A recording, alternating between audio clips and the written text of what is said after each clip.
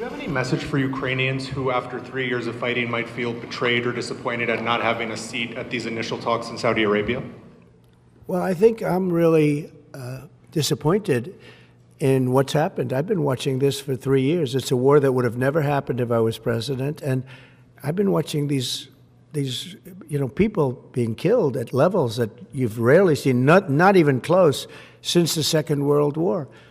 And I'm very disappointed. I hear that, they're upset about not having a seat. Well, they've had a seat for 3 years and a long time before that. This could have been settled very easily. Just a half-baked negotiator could have settled this years ago without the loss of much land, very little land, without the loss of any lives, and without the loss of cities that are just laying on their sides. You have those magnificent golden domes that are shattered, will never be replaced. You can't replace them.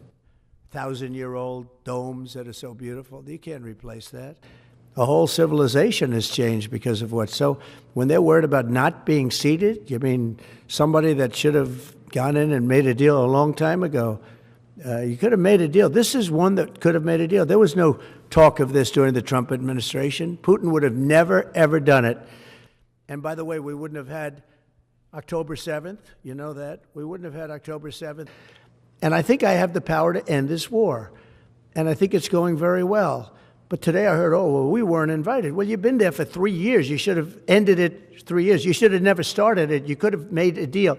I could have made a deal for Ukraine that would have given them almost all of the land, everything, almost all of the land, and no people would have been killed, and no city would have been demolished, and not one dome would have been knocked down. But they chose not to do it that way. And President Biden, in all fairness, he doesn't have a clue. He was so bad for this. He was so bad, so pathetic. It's so sad. How would you counter the perception, because Russia's pushing for this, obviously, they don't really hold true elections, that would be a capitulation of some sort. How would you guard against potentially Russia installing a puppet government? And then finally, how would that new election have an impact on getting Zelensky to sign the rare earth minerals deal? Look, you have leadership, and I like him personally. He's fine.